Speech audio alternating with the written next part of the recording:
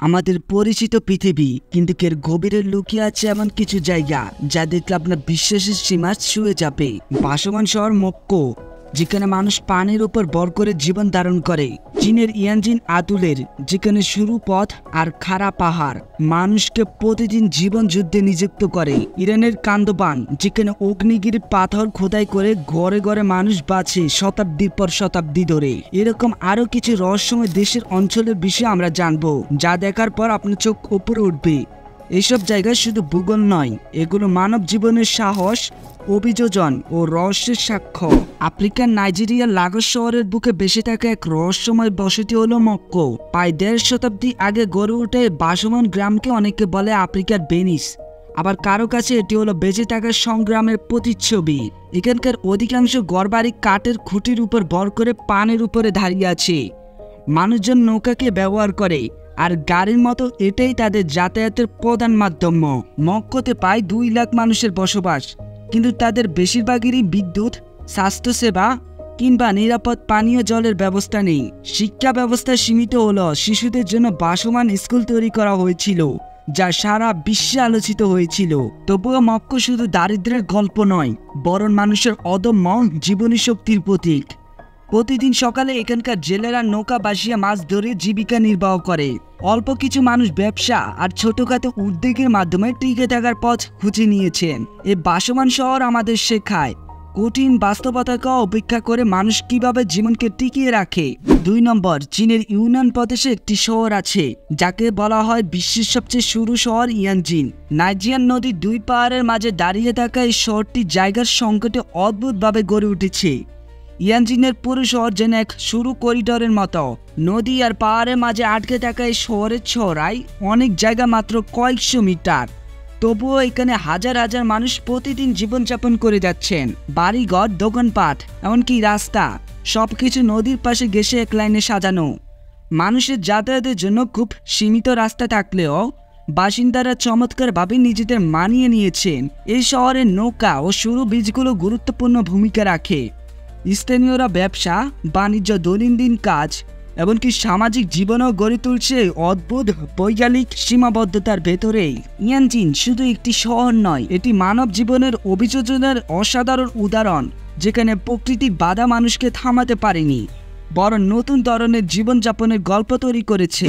৩ নম্বর, চীনের সিচুয়েশন প্রদেশে পাহাড়ের চূড়ায় লুকিয়ে আছে এক অদ্ভুত গ্রাম, আতুলের গ্রাম। প্রায় ৮০০ মিটার উঁচু খাড়া পাহাড়ের গায়ে অবস্থিত এই গ্রামে পৌঁছানো ছিল এক সময় প্রায় অসম্ভব। এখানকার মানুষদের প্রতিদিন উপরে নিচে যাতায়াত করতে হয় দড়ির মই বেয়ে। শিশুদের স্কুলে যেতে হলে ঘন্টার পর ঘন্টা ধরে খাড়া পাহাড়ে উঠানামা করতে হয়, যা ছিল ভীষণ ঝুঁকিপূর্ণ। দারিদ্র ও দুর্গম অবস্থার কারণে দীর্ঘদিন ধরে এই গ্রামটি বাইরের বিশ্বের চোখে ছিল প্রায় অজানা। কিন্তু আধুনিক প্রযুক্তি ও সরকারের উদ্যোগে এখন এখানে স্থাপত্যের মই ও ভালো রাস্তার ব্যবস্থা হয়েছে, যা বাসিন্দাদের জীবনকে কিছুটা হলেও সহজ করে দিয়েছে। এখানকার গ্রামের মানুষ মূলত কৃষিকাজ ও পশুপালনের উপর নির্ভরশীল। কঠিন জীবনযাপন সত্ত্বেও তারা পাহাড়ের গায়ে নিজেদের ঘরবাড়ি, সংস্কৃতি এবং ঐতিহ্য ধরে রেখেছে। আতুলের গ্রাম কেবল একটি গ্রাম নয়, এটি মানুষের সংগ্রাম, ধৈর্য আর অদম্য মানসিকতার প্রতীক। ৪ নম্বর, ইরানের উত্তর পশ্চিম অঞ্চলের পাহাড়ে লুকিয়ে আছে এক বিস্ময়কর গ্রাম, কান্দোবান। এই গ্রামকে বলা হয় জীবন্ত জাদুঘর, কারণ এখানে মানুষ বাস করে হাজার বছরের পুরনো অগ্নিগিরির লাভাত্তরের পাথরের ভেতরে খোদাই করা ঘরে। গ্রামের ঘরগুলো দেখতে অনেকটা মৌচাকের মতো। খাড়া পাহাড়ের গায়ে খোদাই করা বানানো এই ঘরগুলো প্রাকৃতিকভাবে শীতে গরম আর গ্রীষ্মে ঠান্ডা থাকে। এটাই কান্দোবানের মানুষের টিকে থাকার অন্যতম রহস্য। প্রায় ৭০০ বছরের পুরনো এই গ্রামে আজও শত শত পরিবার বাস করছে। তারা এখানেই ঘর বানিয়েছে, দোকান খুলছে, এমনকি পর্যটকদের জন্য হোটেলও তৈরি করেছে। গ্রামের মানুষ মূলত কৃষি, পশুপালন আর হস্তশিল্পের উপর নির্ভরশীল, তবে এখন এটি পর্যটকদের কাছে এক অনন্য আকর্ষণে পরিণত হয়েছে। কান্দোবান শুধু একটি গ্রাম নয়, এটি প্রমাণ করে মানুষ কিভাবে প্রকৃতিকে কাজে লাগিয়ে কঠিন পরিবেশের মধ্যে সুন্দরভাবে জীবনযাপন করতে পারে। ৫ নম্বর, কানাডার অন্টারিও প্রদেশের লেক অন্টারিওর তীরে অবস্থিত এক ঐতিহাসিক শহর হলো ফোর্ট এরি। শহরটি মূলত তার সমুদ্র ইতিহাস ও যুদ্ধকালীন গুরুত্বপূর্ণ ভূমিকার জন্য পরিচিত। 1812 সালের আমেরিকার কানাডা যুদ্ধের সময় ফোর্ট এরি ছিল একটি কৌশলগত দুর্গ। শহরটি বিভিন্ন প্রাচীন দুর্গ, দালান এবং দুর্গপ্রাচীর পর্যটকদের কাছে আকর্ষণীয়। ফোর্ট এরি শুধু ইতিহাসই নয়, প্রকৃতির সৌন্দর্য, সমুদ্র, লেক অন্টারিওর তীরে বিস্তৃত সৈকত, নৌকা ও জেটি এখানে বিশেষ আকর্ষণ। শহরের চারপাশে পার্ক, টেল এবং নৌকা ভ্রমণের মানুষদের জন্য জীবনযাত্রার আনন্দ যোগ করে। স্থানীয় মানুষ পর্যটকদের জন্য ব্যবসার উপর নির্ভরশীল। কৃষিকার্য শহরটি কেবল ইতিহাসের স্তূপতত্ত্ব নয়, বরং একটি শান্তিপূর্ণ সুন্দর জীবনযাপনের উদাহরণ। ফোর্ট এরি আমাদের দেখায় কিভাবে ইতিহাস, প্রকৃতি এবং মানুষের জীবন একসাথে মিলেমিশে এক অনন্য পরিবেশ তৈরি করতে পারে। 6 নম্বর, বিশ্বের সবচেয়ে নিভৃত দ্বীপগুলোর একটি হলো স্থানটা কুনহা।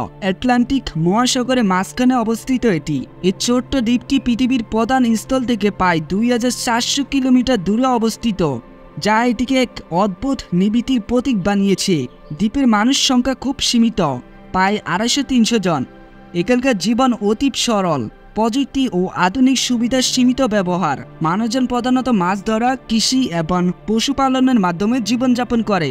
স্থানটা কুনাতে কোনো বিমানবন্দর নেই, দ্বীপে পৌঁছানো সম্ভব কেবল এক সমুদ্র পথে। এই বিচ্ছিন্নতা দ্বীপকে আধুনিক বিশ্বের তুলনায় এক অদ্ভুত, শান্ত এবং রহস্যময় জীবন ধারণের কেন্দ্র বানিয়েছে।